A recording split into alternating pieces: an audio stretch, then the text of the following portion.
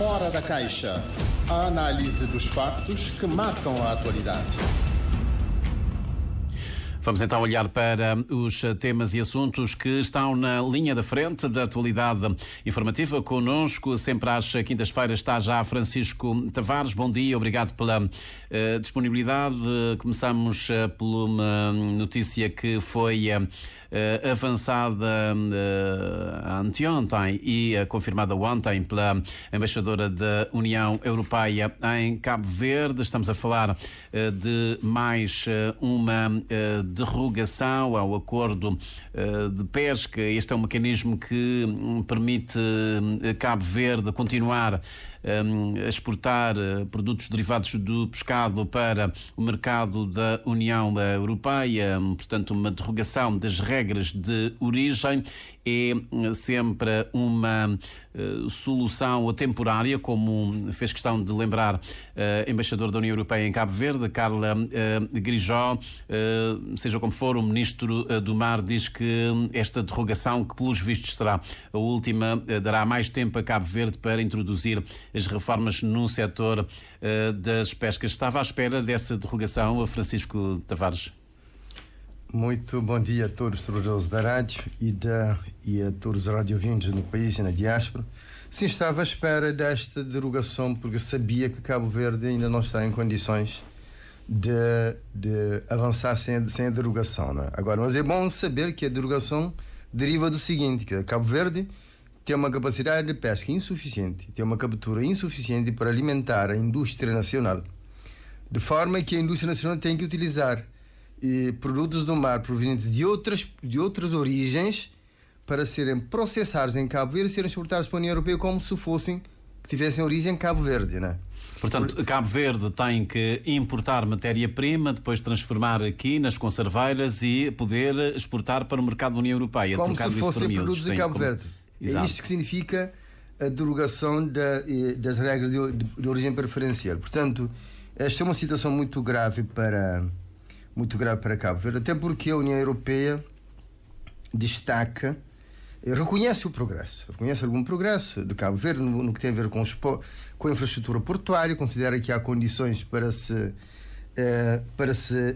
tratar maiores quantidades de peixe, que a pesca já tem possibilidades de crescer, mas a União Europeia alerta pelo facto de que inclusive Cabo Verde não só não dispõe da frota capaz, mas que Cabo Verde não está a investir suficientemente na frota, não é? Portanto, isto é essencial na relação com parceiros de desenvolvimento. Cabo Verde tem que inverter. Tem que dar um sinal. Tem que dar um sinal. Cabo Verde tem que dar um sinal. Portanto, e esta derogação, que resulta inclusive na redução de quantidades para o gaiado e o melva, não é?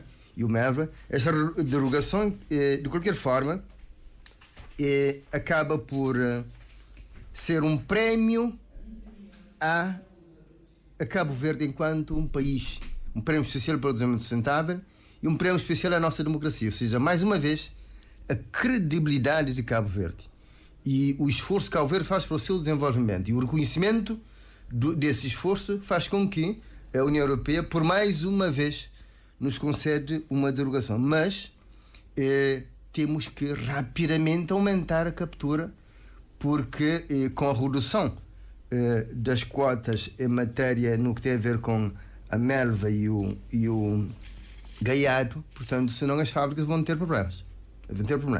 Portanto, com esta derogação temos garantia de mais 2 anos para as transformadoras, fardas, continuar a trabalhar e a exportar para a União Europeia e para nos prepararmos. Agora, aqui, eu espero que seja a última, que seja mesmo a última, porque nós estamos a desperdiçar muitas oportunidades. Nós somos uma nação marítima, 99% mar. Há 40 e tal, quase 50 anos nós falamos no mar. Portanto, já é tempo de nós explorarmos o nosso capital natural. que é constituído pelo mar, já é tempo de, portanto, de nós realizarmos a nossa ambição. E a nossa ambição, portanto, é elevar a pesca a entre 8% e 10% do PIB. Estamos em cerca de 1,6%. Portanto, reconhece-se que a pesca tem um longo caminho a percorrer e será uma componente importante da economia azul, porque pesca traz transbordo, portanto, movimento portuário, pesca traz reparação naval para cabenave, pesca traz bunkering, entre outros, né? Entre outros. Pesca traz, sobretudo, muito emprego, e pesca traz melhor segurança alimentar e, sobretudo, pesca permitirá que Cabo Verde possa dar de comer, dar peixe aos turistas e, por esta via, o dinheiro do turismo chegar aos pescadores. Portanto, é realizar a nossa ambição. Mas o Francisco acredita mesmo que agora, com esta nova janela, esta nova derrogação, que pelos vistos é derradeira, é a última, Cabo Verde estará de facto em condições para investir na frota, investir na capacidade, no reforço da capacidade de captura? Estes 2 anos serão suficientes para essas reformas, para esse programa de investimento no setor das pescas? Eu considero que há sinais positivos. Para já, todo esse trabalho de fibramento dos botes é também importante, é para securizar a pesca artesanal. E a pesca artesanal não vai acabar. Agora tem que ser organizada para fazer a transição para a pesca artesanal azul. Mas tenho informações também de que tenho informações de que nos últimos que já se importou, inclusive, um barco de médio porte para a pesca industrial este ano, e que está em processo de análise para importação mais 5 embarcações de pesca industrial. Portanto, aqui nós temos o ecossistema de financiamento da economia, nós temos a banca, nós temos os parceiros de desenvolvimento, como o Banco Europeu de Desenvolvimento, como o BAD, como o Banco Mundial. E temos, inclusive, a banca nacional. Portanto, aqui eu digo, o governo tem que trabalhar mais em proximidade, tem que utilizar melhor os instrumentos que temos para levar os jovens a criar empresa de pesca, capacitar os jovens a gerir a empresa de pesca e, sim, a dar um avanço considerável na pesca industrial, porque isto traz muita coisa. Portanto, isto traz melhoria da segurança alimentar, isto leva o peixe aos operadores turísticos, isto dá emprego para os jovens, torna jovens pescadores ricos e, sobretudo, isto faz com que Cabo Verde possa exportar e aumentar a exportação de produtos transformados do mar. Mas também isto dá negócio de transshipment, de transbordo. E esta é uma das orientações que nós temos, ou seja, que Cabo Verde assumiu primeiramente para o Porto Grande. E transshipment, bem como outros negócios que são à volta, como o negócio da cabenave, não é? Da cabenave, das reparações navais e, inclusive, como disse o bunkering. Quanto mais barcos de pesca vierem, mais barcos serão abastecidos. Muito bem, avancemos então para um outro tópico do nosso Fora da Caixa. Falamos agora do relatório sobre o Índice de Capital Humano, elaborado pelo Banco Mundial. Esse documento alerta para a necessidade de melhorias nos setores da educação e da saúde em Cabo Verde. O PIB per capita de Cabo Verde poderá ser quase 2 vezes superior ou maior se o país atingir os valores de referência da educação e da saúde. Portanto, este é um dos sublinhados desse relatório. Na saúde, o documento coloca Cabo Verde entre os melhores da África subsaariana, mas também revela que o país ainda enfrenta desafios em termos de insegurança alimentar. Comecemos pela educação. Muito bem. Eu considero que o Banco Mundial é um grande parceiro de Cabo Verde. Não é apenas um parceiro financeiro, mas é um parceiro técnico. É um parceiro em matéria de políticas públicas, não é? E esta avaliação do capital humano é, para mim, um dos maiores contributos que em matéria de produção de conhecimento, em matéria de proposta de reforma de políticas públicas que o Banco Mundial está a fazer em Cabo Verde. É internacionalmente reconhecido que Cabo Verde tem feito muito investimento na educação, tudo bem. Mas este estudo, pela primeira vez, traz-nos avaliação do retorno do investimento na educação. É um sério aviso à navegação. Ou seja, há que realizar reformas na educação, há que cuidar melhor da segurança alimentar, há que ter políticas integradas de desenvolvimento da primeira infância, exatamente porque Cabo Verde precisa melhorar a produtividade. Sem isto não tem futuro. É condição para poder competir, para continuar a sobreviver. Não? Afinal, nós temos a nossa Nós temos muitos anos de escolaridade, mas em termos de aprendizagem, exato, há aqui um déficit. Há um déficit importante. Ou seja, afinal, nós temos uma taxa de capital humano de apenas 53%, ou seja, um índice de capital humano de apenas 53%. O que é que isso significa? Que uma criança que nasce hoje em Cabo Verde vai para a escola aos 4 anos, será apenas 53% tão produtiva quando crescer como poderia ser se desfrutasse de uma educação completa e de plena saúde. Apenas 53%. E onde falha, embora tenhamos uma esperança de vida escolar de 10,7 anos, que é 10,7 anos, quando se tem em conta os resultados da aprendizagem, não é? Quando se tem em conta os resultados da aprendizagem, que são muito baixos, não é? Então, os anos de escolaridade que uma criança que hoje em Cabo Verde entra para a escola espera ter são de apenas 6,9 anos. Ou seja, dos 4 aos 18 anos, uma criança ganha 10,7 anos. Mas, efetivamente, tendo em conta o que ela aprende, ganha apenas, aos 18 anos, ganha apenas 6,9 anos. Portanto, essa é uma situação muito grave, é uma avaliação que põe a nu o retorno do investimento, o fraco retorno do investimento que estamos a fazer na educação, e é preciso assumir os desafios sem complexo.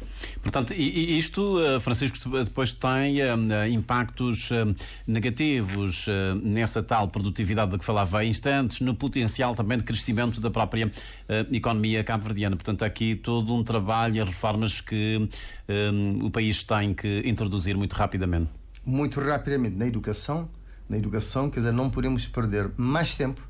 Agora sim, já sabemos que a capacidade de leitura das nossas crianças é fraca.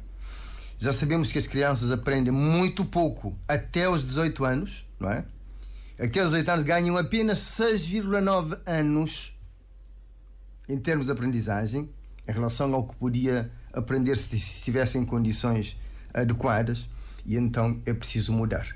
Porque se não mudarmos, portanto, nós não temos capital humano para Cabo Verde competir no futuro, para Cabo Verde sobreviver na economia global. Portanto, há recomendações importantes que fazem e que devem ser feitas. Mas quando se fala disto, é preciso ter em conta também que isto não é apenas o Estado. Nós temos que chamar a atenção dos professores também. Quem ensina são os professores. O que eu sei hoje, em boa parte, tem a ver com o que eu aprendi com os meus professores e com o incentivo que me deram para estudar.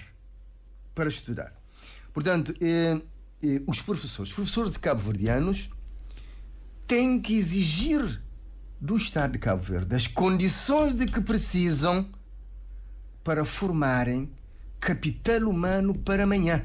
Capital humano ou seja, para sairmos dos 53%, para irmos pelo menos por volta nos 70%, não é?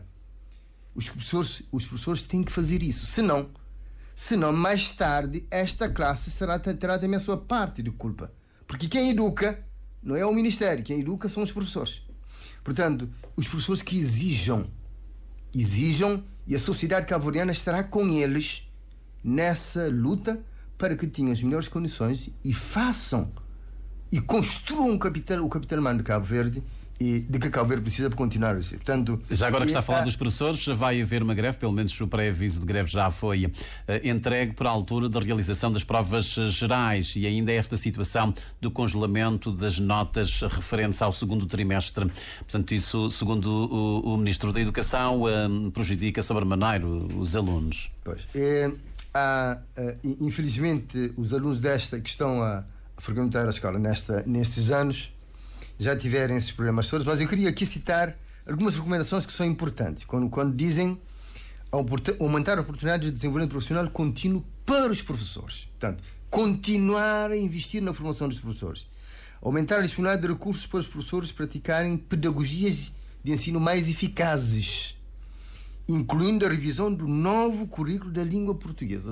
Agora os jovens não falam português, as crianças não falam português, é tudo crioulo.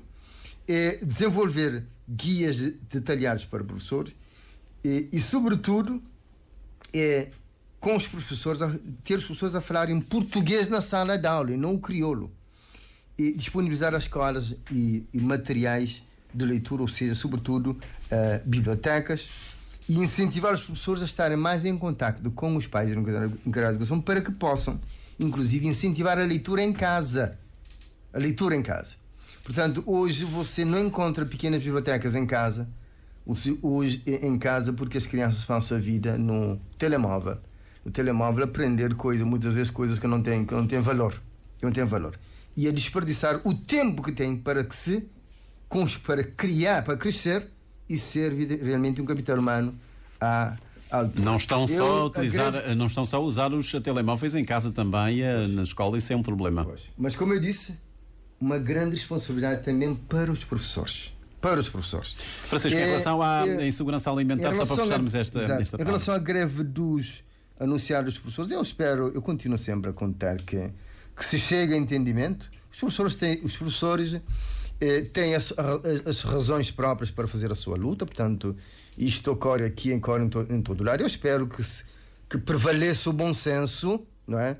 Que não prejudique mais os alunos, não é? Porque já foram prejudicados pela pandemia do Covid-19, não prejudique mais os alunos e que se chegue a um melhor entendimento, porque nós precisamos de professores motivados, professores capazes, professores engajados para, exatamente, melhorar o desempenho nosso em matéria de capital humano, porque isto é essencial para nós melhorarmos a produtividade, para Cabo Verde ser um país competitivo e continuamos a sobreviver. Muito bem, e já que estamos a falar da competitividade da economia, o Presidente da República foi um dos convidados para as cerimónias alusivas aos 20 anos do Millennium Challenge Corporation, essa agência do governo norte-americano de apoio ao desenvolvimento de alguns países, recordando que Cabo Verde já beneficiou de 2 compactos do Millennium Challenge Account no valor global de 200 milhões de dólares. Foi anunciado também um terceiro compacto, agora mais para a questão de integração regional, cujo valor ainda não foi anunciado. Esta escolha, esse convite dirigido ao Presidente da República, enquanto representante de Cabo Verde, para estar nessa cerimónia, o que é que significa isso? Não, isto significa o reconhecimento das autoridades dos Estados Unidos da América em relação a Cabo Verde. Portanto, e fazer com que Cabo Verde esteja representado pelo mais alto magistrado da nação nas comemorações do 20º aniversário do MCC. Portanto, é reconhecer Cabo Verde. Então, efetivamente, os 3 compactos são prémios à democracia, prémios à boa governação, e o primeiro compacto incidiu sobretudo sobre infraestruturas. Eu lembro da estrada de Rincão, eu lembro do Porto da Praia, entre outros investimentos. O segundo compacto incidiu-se sobre água e saneamento, e isto permitiu-nos dar um salto essencial em matéria de redes e de acesso à água. E veja que há estudos que o INE e o Banco Mundial realizaram que diziam que dar acesso à água canalizada tem um forte impacto na redução da pobreza. Bem como nas questões da terra, né? Portanto, iniciou-se o cadastro predial, que é essencial para clarificar a propriedade do património, para dar segurança jurídica ao negócio fundiário e, sobretudo, para valorizar o território, né? Valorizar o território. E agora vem o terceiro compacto. Nós vamos a um terceiro compacto, que é um compacto regional. Compacto esse que tem uma outra natureza e com o qual nós temos que ser muito mais ambiciosos. Este compacto vai ser executado no último ciclo, ou seja, no segundo ciclo da Ambição 2030. Ou seja, provavelmente entre 2026 e 2030, né? E deverá ser exatamente o compacto que deverá impulsionar Cabo Verde a realizar o desenvolvimento sustentável. Portanto, será o último grande lance para nós realizarmos o sustentável. Designadamente, seguramente deverá incidir sobre as questões da conectividade, não é? Nós temos que consolidar a conectividade aérea, marítima, terrestre dentro de Cabo Verde. Seguramente incidirá também a digital. Portanto, o desenvolvimento digital seguramente incidirá sobre água para a agricultura, não é? Água para a agricultura, sobre a transição, a aceleração da transição energética, água para a agricultura, sobre a agricultura resiliente, porque com isto, portanto, nós cuidamos do clima, cuidamos da resiliência em termos de produção de água, cuidamos da agricultura resiliente e cuidamos também da sustentabilidade, ou seja, o turismo, que é o setor motor da economia, que continuará a ser o primeiro setor, estará, portanto, também a ter retorno para os agricultores, para os pecuaristas e para os pescadores. Portanto, podemos dizer que é um financiamento que vai ajudar Cabo Verde, a ativar os tais aceleradores de desenvolvimento, vai ajudar Cabo Verde a tirar proveito das suas vantagens comparativas com vista a essa tal integração na nossa sub-região africana, é isso? Pois, nós contamos que tem investimentos importantes no domínio do mar, nomeadamente no domínio das pescas, mas também no que tem a ver com o desenvolvimento do capital humano. Também Cabo Verde vai propor que haja prioridade de investimento no capital humano, designadamente na investigação, porque no capital humano, tanto formação e reforma da educação, já agora temos diagnóstico, conhecemos as urgências, os segmentos em que se deve focar a reforma do setor da educação, não é? E temos o Hub Training, portanto, nós temos que massificar a formação profissional, inclusive poder internacionalizar, mas também a investigação, porque Mas esclareça-me só o seguinte, é o MCC que vai definir as prioridades, tem alguma agenda, ou é Cabo Verde que diz, interessa-nos agora, neste terceiro compacto, digamos, estes projetos, estas áreas de intervenção, porque ouvindo declarações do Primeiro-Ministro, portanto, a propósito desse valor financeiro do terceiro compacto, isso vai ser mediante a apresentação de projetos. Os dois primeiros compactos trouxeram já o valor, bem como algumas indicações, não é? E neste compacto nós estamos a trabalhar a nossa estratégia. Porquê? Porque nós fizemos a Cabo Verde Ambição 2030. Nós temos a nossa agenda estratégica de desenvolvimento sustentável. Nós temos o PETS, que cumpre o primeiro ciclo, e vamos ter o próximo PETS. Cabo Verde vai ter o próximo PETS. Portanto, as orientações estratégicas já existem até 2030. O compacto do MCC vai incidir sobre as áreas poderá incidir sobre as áreas a que me referi, para ajudar a acelerar as mudanças que impulsionam o progresso de Cabo Verde para o desenvolvimento sustentável. Muito bem. Terminamos com a liberdade de imprensa. Cabo Verde, depois de ter subido alguns degraus no ano passado, agora neste relatório, neste índice de Repórteres Sem Fronteiras, caiu 8 lugares. Há, digamos, algumas chamadas de atenção que são feitas pela RSF. Pois, caiu 8 lugares. Agora, é bom sempre distinguir as coisas, não é? Que quando Cabo Verde sobe ou desce, às vezes as baterias são apontadas de uma forma errada, né? É preciso refletir sobre o sistema, o jornalismo, os órgãos de comunicação social, a política pública, o mercado que nós temos e inclusive as ameaças que que existem em relação à imprensa privada. E não colocar isto em governo é coisa. Não Quando pode assim, servir de, digamos, de barganha e de armas de arremesso, do ponto de vista político-partidário. Não serve para nada. Para um trabalho tão sério como o trabalho feito com esse trabalho. Ora, aqui o que eu queria dizer é o seguinte: nós descemos para a posição 41. Então, isto deve preocupar-nos a todos nós, aos jornalistas, aos órgãos de comunicação social, ao governo, a todos nós deve preocupar, exatamente porque a nossa ambição é outra. A nossa ambição é, até 2026, integrar o grupo dos 20 países do mundo com melhor posição em matéria de liberdade de imprensa. Estivemos em 33, não é? Nós descemos para 41, mas nós até 2026 queremos estar no grupo dos 20, com melhor. E até 2030 queremos estar no grupo dos 10 países do mundo com melhor posição em matéria de liberdade de imprensa. Portanto, temos que acelerar o passo